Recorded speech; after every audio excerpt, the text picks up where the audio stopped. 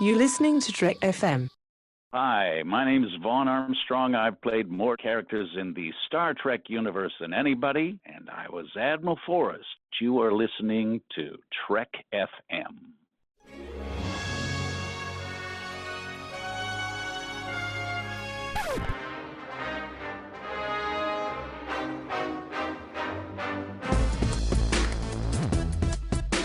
Maybe it's not the destination that matters. Maybe it's the journey. To the journey. Hello, everybody at home, and welcome. This is To the Journey. To the Journey! My name is Charlene Schmidt, and with me, as always, is... Tristan Riddell. Tristan, did you just hear the latest breaking news? The super important latest breaking Star Trek news. And you know what? In any kind of news that we can get with Star Trek, I feel is good news. I do. I think the only way that it would be conceived as bad news is if Star Trek Discovery canceled. I think Yes, that would be pretty brutal. And we are so hungry for any little tidbit they're going to give us. It does feel like, ooh, late breaking sexy action news. Oh my God. Even though it's really not. At the time of this recording, this news broke just moments ago. We're not kidding, just moments ago. Yeah, minutes. And that is, there is a new Discovery launch date. And so instead of January of 2017, we have to wait until May of 2017. And here is the official post on StarTrek.com. Bringing Star Trek back to television carries a responsibility and mission to connect fans and newcomers alike to the series that has fed our imagination since childhood. This is from Alex Kurtzman and Brian Fuller in a joint statement. We aim to dream big and deliver, and that means making sure the demands of physical and post-production for a show that takes place entirely in space and the need to meet an air date don't result in compromised quality. Before heading into production, we evaluated these realities with our partners at CBS, and they agreed. Star Trek deserves the very best, and these extra few months will help us achieve a vision we can all be proud of. Now, I have not quite hit the collective disappointment that is naturally going to hit the internet. Thank God. And I'm going to ignore that the very best that I can because, guys, ultimately waiting a few months for a better quality product in the long run is a very good thing. They obviously care very much about this show. They want to do right by it. They want to make sure it's the best thing they can possibly put out. If they need a little more time to do that, let them. I'm so glad that they have the time to do that because the studio could have come back and said, nope, we said January, we're going to do it. You better find a way. They didn't. This is a good thing, guys. It is almost always a good thing when you hear this happening. And because if the executive producers don't think there's enough time and the studio doesn't think there's enough time, what's the point? Just because they said in an advertisement a couple of months ago that they're going to do it in January? I mean, yeah. Like, what's the big deal? So, like, of course, already there has been negativity online. I mean, the moment that it reached out, there's been negativity online. So we here at To The Journey say, calm down. Yeah, please take a deep breath. But yeah, I think this is a good thing. I trust Brian Fuller completely. Absolutely trust him to do what is best for Star Trek. And CBS wants a good product. So, and hopefully that's what they're going to get. And it's not that big of a deal. And besides, with a May release, you could watch it over the summer, and that's fun. You know, I like summer releases. I love releases that are separate from all the hullabaloo of a January mid-season release or a September fall release. I think this is a good decision. Yeah, totally. I'm with you on that because everything else that's going to wrap up on a more conventional airing schedule, we're going to need something to fill that void, and Star Trek Discovery is going to be right there ready to go. So if it was a calculated move, it's a very good one. Absolutely. And if not, still, good timing. All right, well, we're not here to talk about Star Trek Discovery, are we? No, this is a Voyager podcast, believe it or not, and we should start the show. Now, you had an interesting idea. As we do before just about every podcast, we talk about what we're going to do for the week, and we do a lot of iMessage conversations of, yes, we like that idea. No, I don't like this idea. That's good, but I have something better, yada, yada, yada. You won this week with the idea of if we created a character on Voyager that was not a 7 of 9 replacement, because we did that before, who would it be? What would they be doing? when would they come into the series? We're going to flesh out all of that. And, I find this an interesting, kind of a related offshoot to the whole replacing Seven of Nine thing, because the first thing I thought of when you brought that up was, wait, yeah, didn't we already do that, number one? But then also, with Seven of Nine, I've got to think of different timing elements to make this work, which brought up a whole myriad of ideas.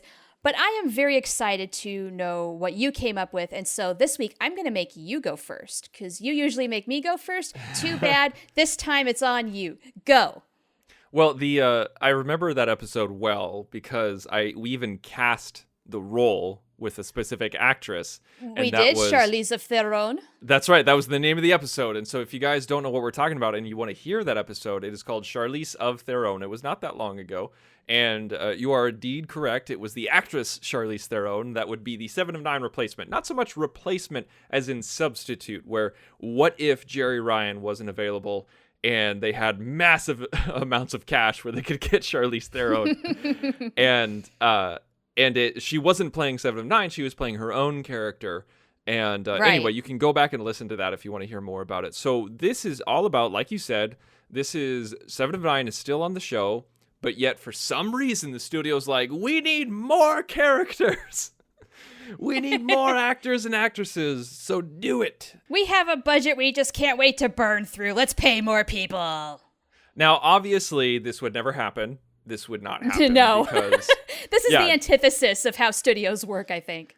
Absolutely. Yeah, this is very much just a what if so we can start talking. This is not based anywhere in reality. But we love our what ifs on To the Journey. We love our what ifs, absolutely. And you know what? Honestly, reality a lot of times is just a complete downer, so it's fun to play in fantasy every week. So, with 7 of 9 still on the show, Cass is gone, and we got your usual suspects. We got Janeway, Chakotay, Tuvok, Paris, B'Elanna, Kim. Did I already say Tuvok? No. Tuvok, then. And Neelix, 7 of 9. So all those characters, and so 7 of 9, Janeway, and the Doctor will have to share some of the limelight in the later seasons. And so that's what I'm thinking. I'm thinking this new character can't come on in season 4. Season 5 would be weird. And so I'm thinking they come on in season 6. And okay, a lot later then. Okay. Yeah, a lot later, where it's season 6, so they have 2 seasons to play with his character instead of 1, like with Ezri Dax, where everything is insanely rushed and horrible. And yeah, so I'm thinking that's the time frame for my character. And you don't want a brute. Let me rephrase that. You don't want a blunt instrument like 7 of 9 with that kind of personality. I feel like you would need somebody with a big personality. Like someone that has a big personality like Neelix, where they wouldn't be in your face like Neelix, and they hopefully wouldn't get on your nerves like some people feel about Neelix. But think about all the subdued personalities we have in Voyager. Now, some people would call it wooden. I say subdued. You got Chakotay. Even sometimes you have Janeway with a little subdued personality. Even though it's a strong personality, you have Tuvok, obviously, Kim. Yes. And I think the only ones that are kind of big and charismatic and would be Paris, B'Elanna, Neelix, and yeah. I think I mislabeled Janeway. I would put Janeway in the charismatic area. Yes, and I would actually take Tom down a little bit, as he would be a little more of a subdued character, because a lot of times he gets kind of shut out from the big 3, if you will. He's not on that rung at all, in my opinion. Now, don't get me wrong, I love Tom Paris, but he strikes me as a little more low-key. I think I'd have to disagree with you on that one. I think like he's the jokester, he's the rogue. You know, he's the one who will create Fairhaven. He's the one who will fly through asteroids at breakneck speeds just to see if he can do it. But does that make him a big personality? That just means he's a little more bold and happy-go-lucky and daring on occasion. I think you just described a big personality. See, that's not how I think of a big personality necessarily. I mean, We're going to have to agree to disagree here. That's fine. Okay. We're not even talking about Tom Paris, so please true. continue and talk about your character. I'm talking this character out. I don't even know who I'm talking about yet. So I think for some reason I keep going towards the medicine area. Like we need someone who is an assistant physician or another physician or a nurse or basically someone who can take the role that Kes had. Right. That, like 7 of 9 replaced in the roster, but not in the role. Right. And honestly, I'm sorry, Tommy as the field medic never completely worked for me. No, it was grasping at straws. It was. You took 2 semesters of biology. Get in there. You got this. Yeah. It was very much the writers and producers going, okay, what do we do now? Well, this doesn't work, this doesn't work, this doesn't work. Well, this one doesn't work the least, so let's do that one. Pretty much that, yes. And so that's where I'm going. Now, male or female? That's a big question, right? No clue, because if they brought on 7 of 9, it would feel like, it would get so much criticism where they're like, oh my gosh, we're getting another female character. Are they trying to boost the ratings in another fashion? Are they trying to talk about, are all they going to talk about is women empowerment? Now, I'm not saying that is what happens when you have more female characters. I'm just saying that's the ultimate sexist argument that you're going to have because you just brought on 7 of 9 just a couple of seasons ago.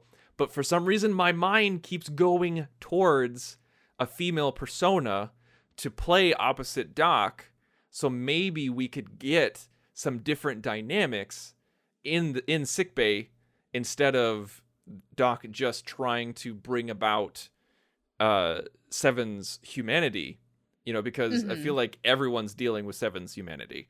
And so right, we are, whether we like it or not, yes. Even though we can continue to do that, and we can have the same storylines with the Doc and 7, we just tone those down a little bit, make them fewer than what we have now. And so I say we bring on an alien female character, and okay. Oh wait, because that's the thing though, is that like I'm basically just creating Kes, because I was just about to say a love interest for Neelix. Oh boy, yeah, this is the Kes clone. Yeah, this is bad. Kes number 2, gross. Yeah, this is bad. I mean, don't get me wrong, I love Kes, but I don't want another Kes. I mean, No. She's irreplaceable, if you ask me. Absolutely. We need to move forward. We need to do something different. Okay, well, Yes. in that case, then, if I want to do something medicine-wise, and I want sickbay to be their home with the Doc, then I think let's go male. Then let's go male alien, and I think that's good enough reason to do that. And so we go male alien, whether they're nurse or assistant physician. I don't know. Let's say nurse. Let's do Okay. where they can assist, but there's no danger of the Doc losing his position. Like there's no danger of Doc's ego getting in the way. That kind of thing. So male crew member, alien, nurse. Interesting characteristics. I'm trying to think of backstory. Like what would be an interesting backstory? I feel like they would have to have no ties. Like they would have to have no ties to, like they can't have like a wife and kids back home like Phlox. Yeah, no, been there, done that. Because there has to be a storyline that brings him along for their journey. Yes. It's like, I want to be involved. I want to go to the Alpha Quadrant. That sounds awesome. Let's do this. Like I want to see that character do that. And so maybe they're a refugee, or maybe they're trying to escape something. Maybe they're a telepath, and maybe we could get then that's just Kes territory. Dang it. You just really want Kes back, don't you? I guess I do. I didn't think I would miss Kes this much. Your subconscious is just crying out for Kes. Kes, come back, please. So not a telepath. Jeez. I don't mean to laugh. I mean, I'm laughing with you, not at you. No, I understand. No, it's funny. It's hysterical because Kes, I guess, filled a void that was just a natural writer's device. Yeah. We're like, we need somebody to play off of the Doc. We need somebody, a love interest for Neelix. And wouldn't it be cool if we had another telepath on and someone who's really interested in going into the Alpha Quadrant? She checked all of those boxes. Yes, exactly. She was a lot more useful than people gave her credit. She really was, and I feel like in the short amount of time that she was on, they definitely could have done more with Kes. But this is Oh, this is not supposed to be an episode about Kes. No, no. No, but it's absolutely true. It's a real shame that they thought that things kind of ran their course with her and she got picked to exit. Yeah, so I feel like, okay, male medic, not a telepath, totally on board with going to the Alpha Quadrant, wants to go to the Alpha Quadrant, wants to go on their journey with them, and he's in it for the long haul. And I'm thinking I think that could be a recurring theme. I'm going to steal something a little bit from Firefly, where for that first season, the baddies are after this character, the alien bad guys of the season, whatever those aliens would be. They don't even have to be the main aliens, but they're recurring, and they're constantly trying to track this guy down. Where maybe something what he did was he helped Voyager at the beginning of season 6, where he got them out of a jam. Like they were in danger with this alien race, like dead to rights in a transporter beam. Like there was no hope, and then all of a sudden, they get a call, and they're like, okay, like I'm so and so, and I will disable this tractor beam if you take me with you. and they're like, we're not just gonna take some random guy on our ship. And he's like, are you sure? Because you look like you're caught in this dude's tractor beam, and I can totally get you out, but I need your word as a Starfleet captain that you're gonna take me on, like you're gonna take me aboard. And they all just kind of look at each other, and Tuvok's like, yeah, Captain, we don't have another choice. And so then they're like, okay, fine. You have my word as the Starfleet captain. He's like, cool. And then boom, the transporter, the tractor beam is taken offline in a blaze of glory. It explodes. And he's like, okay, I'm going to get their shields in a second. And then they keep getting bombarded by torpedoes. And they're like, any moment now. He's like, just hold on. And he's like frantically, he's a little eccentric. And then he's like, okay, shields are down. And then they beam him aboard. And then they hightail it out of there at high warp. And then the first episode is all about like, what the hell was that? And he's like, well, you just encountered the and I was a prison. Well, you heard me. It's a very common alien name. And he's like, okay, I was a prisoner of theirs. I managed to get out, and this just like I got super lucky because they were attacking you, and like if you waited any longer to agree to my terms, you would have been a prisoner just like me.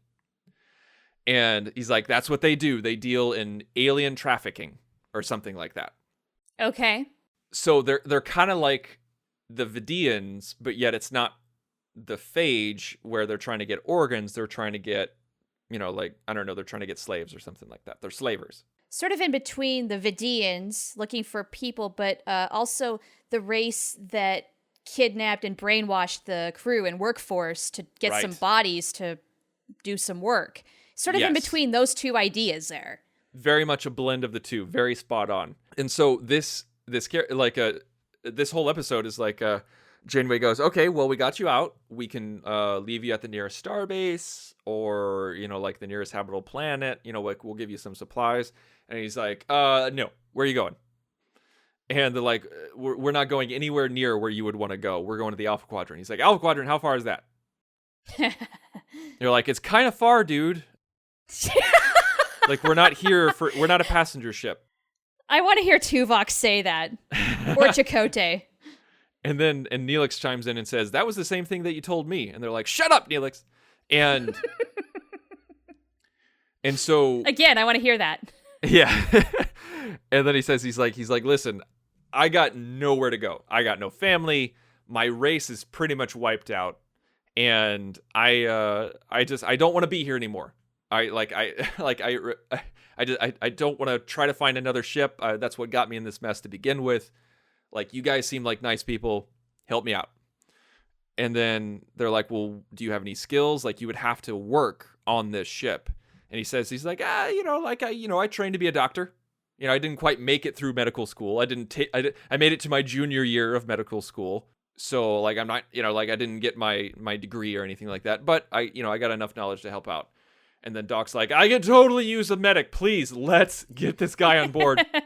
I will teach him. But the thing is, like, Tom and the Doc say that at the same time. They're like, you're hired at the same time. Yes.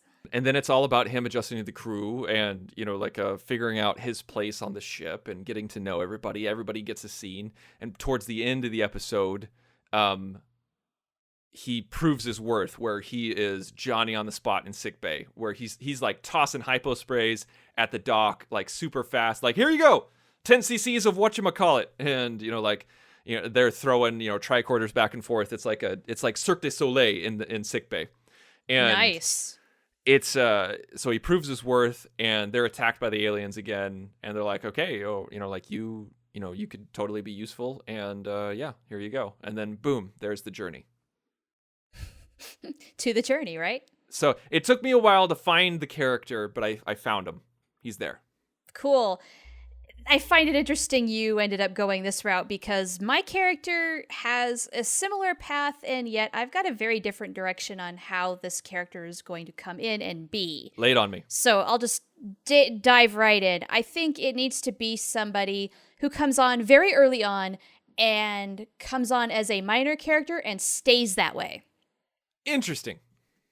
Yeah, so maybe it's somebody we meet in season 1 or maybe early season 2, sort of like an Ensign Wildman who we know is there and has some importance. And actually, I really want this character, whoever it is, to be sort of like a vehicle to interact with the other main characters, but is not in and of himself or herself a main character at all. This is not somebody joining the main cast. This is a very supportive role. We're not going to see this person in every episode, but they're going to have some sort of important function. And of course, I went the medical route immediately myself, even early on, because I thought there are no other blue shirts on this ship who are not trained in the medical field. Are you kidding me? Mm-hmm. One thought that I had, and I want to know what you think about this, is basically the Bajoran kid in Learning Curve. His name is Jaron, I believe. He wears a blue shirt. Do we know what he did? Because I don't know if we had a whole lot of information on him, and I thought, you know what, if nothing else, if he has any training in the sciences, he's probably got a little more going on than Tommy Boy and could retrain to be a field medic. Actually, I just looked it up, and his name is Garen. Garen, okay. It's been a while since I've watched Learning Curve, so thank you. Garen. I saw the name, the spelling in my head, Gerron. I wasn't sure if it was Garen or Jaron. You just never know with the G's. But yeah, there's G nothing. thing, baby. There's nothing about him. No background. All we know is that he wears a blue shirt, so he's a blank slate. Yeah, what we know is what we saw in Learning Curve. He was in the Maquis. He's a Bajoran. He's kind of a young guy. He was a little rude, and so that's why he had to go to basic training with Tuvok, and that's really it. So what if this guy, in my mind, he's sort of like a rebel without a cause. He sort of found himself brought into the Maquis after, say, the Bajoran resistance, sort of like the tension, I guess, died down with the Cardassians. It sort of did. You know what I'm saying? He found a fight with the Maquis and said, cool, I'm going to do that. And now that he's basically stuck aboard Voyager, he's really unsure of his purpose because he talks to Chakotay every now and again, and Chakotay is, of course, at peace. The angry warrior is calmed down because he found his beautiful woman warrior. But, the dude's very just much a malcontent and is just, I don't know, just shaking in his boots trying to figure out what in the heck to do. And ultimately, let's say he finds some direction as a brilliant medic. They stumble upon it by accident. And they're like, hey, you're pretty good with that hypo spray. What would you think about doing some training in sickbay? We could use some help there. And since this is early on, you can say, well, didn't that Ocampan lady take over? Well, we still need help with some shifts. It would be maybe a half-time thing to start. What do you say? Well, okay. And then with him being a minor character, you don't have to have like massive stories devoted to him, but you could see him starting off pretty clumsily, maybe thinking, oh, he's going to give up and blah, blah, blah, blah. But no, we're going to give him some confidence. He's going to build this. He's going to save a life or two and realize the importance of that. And that's going to give him life some meaning. It's going to shape who he is. It's going to turn him into a much more confident person. Maybe we'll see him even delve into a relationship or two, because that was severely lacking on Voyager, on what should have been a generational ship. So seeing as how he's a younger guy trying to get some romance on, absolutely. Especially as a more confident guy, now he's feeling like getting some companionship along with that. Now that he knows himself, he can reach out and love others. How about that? He can double date with the Delaney sisters. You never know. Maybe he's going to date both of the Delaney sisters. You never know. You just don't ever know with them Delaney sisters. So, yeah, I thought he might be an interesting candidate, and it might be kind of cool to have somebody sort of running in the background the whole way who is not on the intro credits. And yet, he serves as a fairly important function because he's going to give some of the other characters a little more to chew on, especially somebody like Chakotay as an ex-Maquis. Okay. So, in my mind, that's not a bad thing. That's sort of where I came up with this whole thing. I didn't give him extraordinarily detailed plot points or anything like that. It's just, no, he's going to show up on occasion, sort of like how Joe Carey did for a little while, sort of like how Ensign Wildman did for a little while. But with this guy, we would actually be consistent. Darn it, through the whole 7 years, he'd make an appearance at least a few times each season. Okay, so more than Carey, but less than Garrick. Yes, it's kind of like a Garrick-type character, where he's there a lot, but I would say taken down a little notch, too. He's not quite as much Garrick. Okay. Yeah. All right. So, that's what I came up with. Well, I think that's great, and I think that's hysterical that both you and I came up with a male figure in sickbay. Well, I mean, we saw the need, right? Yeah. If there's any place that needs some help, it's in sickbay. And Doc or not, as much of a mad genius as he is, he needs some bodies, especially when Kes is gone. I figure in that particular point in the series, if we have Garen, that's when he really steps up. And we maybe get to see him really applying some of this knowledge, where he's not just in the background handing a hypo spray here and there. No, now he's actually got to get down and save some babies. That's really cool. That's such a good idea. I like that, where we get to see that progression. Because then we've known this guy for 4 years. We know that he's here, and then now we're putting him to the test, and we get to see him really prove himself. Cool. Really cool. So there. Really cool. I like that. Yeah. I like it a lot. So, well, thank you. Thank you. Well, a minor character or a new character or any character, I don't know, whatever we want to do next. That's not the only thing we're talking about on Trek FM this week. Here's a glimpse at what the other characters of Trek FM are talking about. Previously on Trek.fm, The Ready Room. You know, Pushing Daisies and Hannibal are two very different shows, but they both have a very strong visual look and a very strong storytelling style and a point of view. And one is quirky, and one is darkly quirky, and one is whimsically quirky. Literary Treks. She just does such amazing things with these characters, and it just consistently blows me away how invested I am in Chakotay's life decisions. I never ever thought that I would care two whits about what Chakotay does with his life, but I'm really invested here. You know, I really care about the decisions he's making and what's going to become of him in the future. The 602 Club. But now by the third one, you've got this really difficult task of, like every sequel has, you've got to be the same but different. And you've got to build on the success of that character that has been so cemented now by 2 movies. So the little things that started to show up in the first 2 movies, the quips, the cool clothes, all of this stuff is exponentially blown up onto a much, much bigger scale in this movie. Saturday Morning Trek. And all these things just brought in more and more people who thought they were alone, and they found each other, and they made their clubs, and then they made conventions, and that's what the 70s were about, was getting Star Trek back and finding each other. And that's what else is happening on Trek.fm.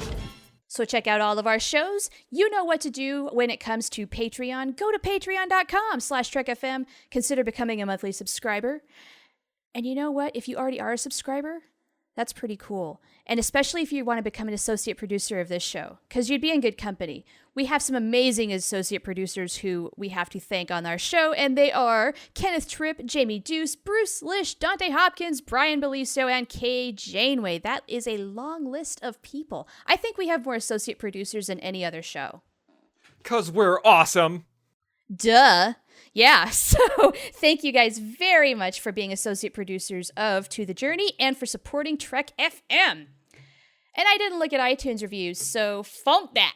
Well, this was a lot of fun, but we got to wrap this up. I actually need to go off and go to sickbay myself. Well, I hope that it's something that they can cure with a hypospray, but you'll have to find out next week. So until then, this has been To the Journey. To the Journey!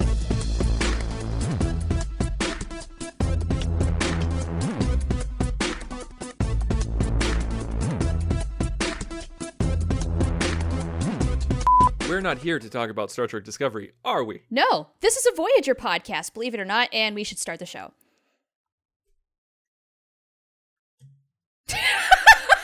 Or we could just call it a day and that's it. I totally set you up to introduce the topic because you said that you were running the show. Like, you're hosting this week. Nope. I forgot how to podcast. Do you want me to lead? No, I got this. It just, you remember that time when you forgot to say To the Journey? Oh, I had to. Yeah, I don't know. We were. I think we were introing the show, and I said To the Journey, and you didn't join in. I'm like, dude, what the? And you're like, oh, I forgot to do that. It's like I kind of want to keep this in the show. Like I want to let people tag know. it in the end, just like that segment I'm talking about right now. Yeah. This is why we edit, guys. Yeah. We do not do this show live for a reason.